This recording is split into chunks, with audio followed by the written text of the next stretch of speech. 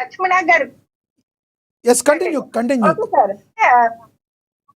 అంతర్గతంగా మా అధినేత పవన్ కళ్యాణ్ గారు అక్కడికి పోటీ చేయడానికి వచ్చినప్పటి నుంచి కూడా ఎంత ఇబ్బందులు కలిగించారనేది లోకల్ గా ఉన్నటువంటి లీడర్స్ తో ఉన్న వాళ్ళు మాకు తెలుస్తారు. చాలా విషయాల్లో అక్కడ నాగబాబు గారు, పవన్ కళ్యాణ్ గారు అన్నగారు అయినటువంటి ఎమ్మెల్సీ నాగబాబు గారు కూడా ఆ రోజు చెప్పడం జరిగింది. అనేకసారి ఆయన కూడా ఇబ్బంది పడినటువంటి పరిస్థితి వర్మ గారి ద్వారా.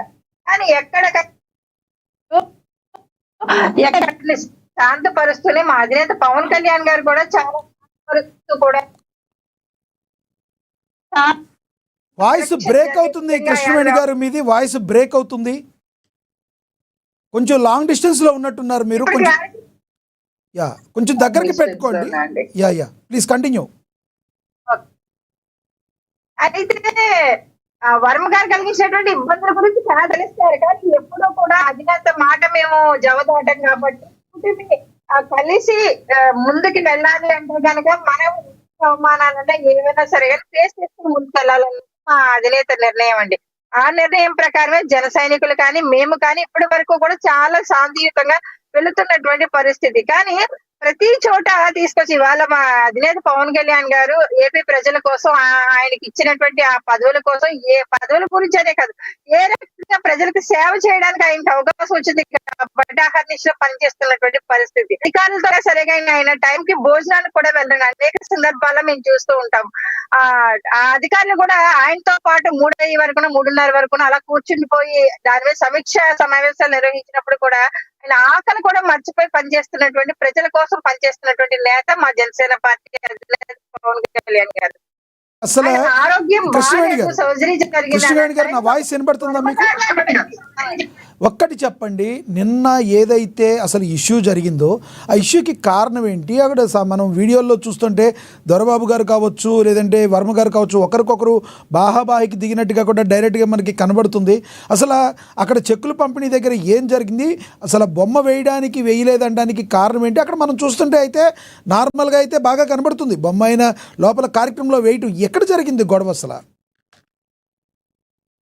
లక్ష్మీనాథ్ గారు, మీరు వీడియోలో కూడా గమనించవచ్చండి. ఫ్లెక్సీ అనేది తర్వాత గొడవ పెట్టిన తర్వాత అక్కడ అధికారులు కట్టారన్నట్టు కొంతమంది తీసుకొస్తూ ఉన్నారు వర్మ గారు అనుచరులు. జరిగింది అది కాదండి.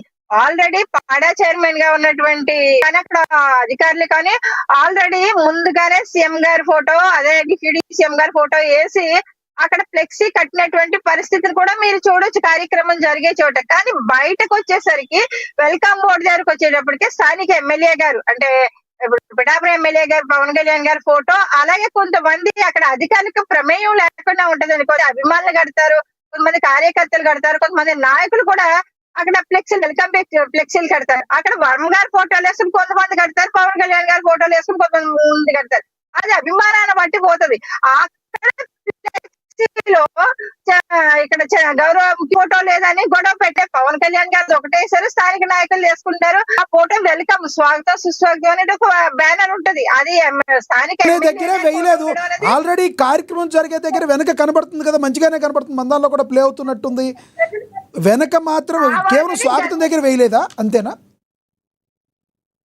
అంతే సార్, స్వాగతం దగ్గర వేయలేదు.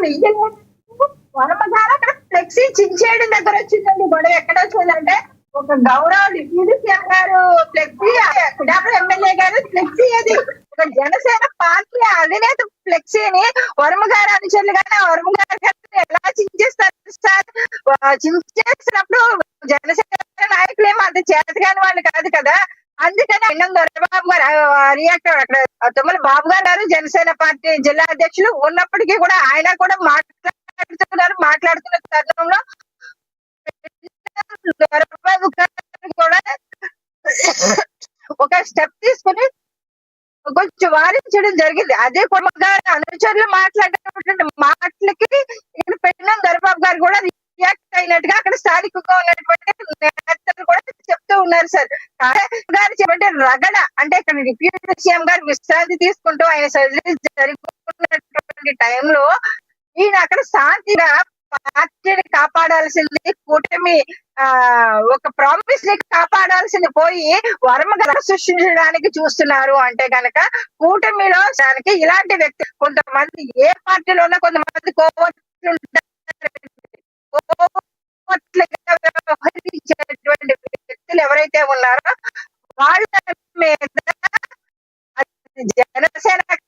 టీడీపీ కావచ్చు, బీజేపీ కావచ్చు, వాళ్ళ మీద అయితే ఉన్నటువంటి పెద్దలు అయితే ఖచ్చితంగా యాక్షన్ తీసుకుంటారని అనుకుంటూ ఉన్నాం. మీ వాయిస్ బ్రేక్ అవుతుంది. ఎస్ చూస్తున్నాం. కృష్ణవేణి గారు, మీ వాయిస్ బ్రేక్ అవుతుంది. ఒక్కసారి కొంచెం రీజాయిన్ అవ్వండి మీరు. ఒకసారి అది మళ్ళీ మాట్లాడతా. కొంచెం మీరు కార్లో ఉన్నారు, సిగ్నల్ తక్కువ ఉన్నట్టుంది. ఒకసారి రీజాయిన్ అవ్వండి, మనం మోహన్ రెడ్డి గారితో మాట్లాడదాం. మోహన్ రెడ్డి గారు, ఏదైతే కొంతమంది ప్రశ్నల వర్షాన్ని కురిపిస్తున్నారు, అంటే వర్మ గారు ఒకటి లేవనెత్తారు. ఏ రకంగా ఎలక్షన్లకు ముందు పవన్ కళ్యాణ్ గారు ఓటమికి పనిచేసి, అంటే వైసీపీకి పనిచేసిన పెండెం దొరబాబు గారు అవ్వగానే ఏ రకంగా జనసేనలోకి వస్తారు, ఎలా వస్తారని ప్రశ్నిస్తున్న వాళ్ళకి జన సైనికులు కూడా అడుగుతున్నారు ఎంతోమంది. మీరు ఎలా తీసుకున్నారు, దీన్ని ఎలా చూస్తారు మీరు అసలు? ఇది సర్వసాధారణం అయిపోయింది అని మనం మాట్లాడాల్సినంత అవసరం లేదు. ఎందుకంటే 2014లో మేము 67 సీట్లు గెలిచినాం. 67 సీట్లు గెలిచినప్పుడు 23 మంది నేను తీసుకున్నాడు తెలుగుదేశం పార్టీ. 23 మంది ఎమ్మెల్యేలు తీసుకోవడంతో పాటు నలుగురికి మంత్రి పదవులు.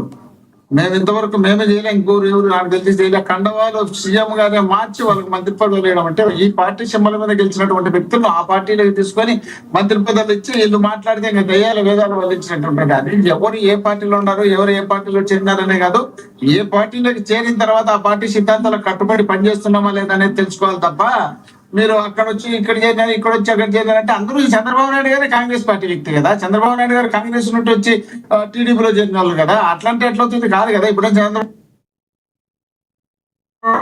కాబట్టి అది మాట్లాడడం తప్పు. రెండోది, మీరు చెప్పినట్టు ఆ ఫ్లెక్సీ కన్నా వెనుక పక్క ఉండేది ముందే వేసి ఉండి అయితే అక్కడ ఏ తప్పు లేనట్టే.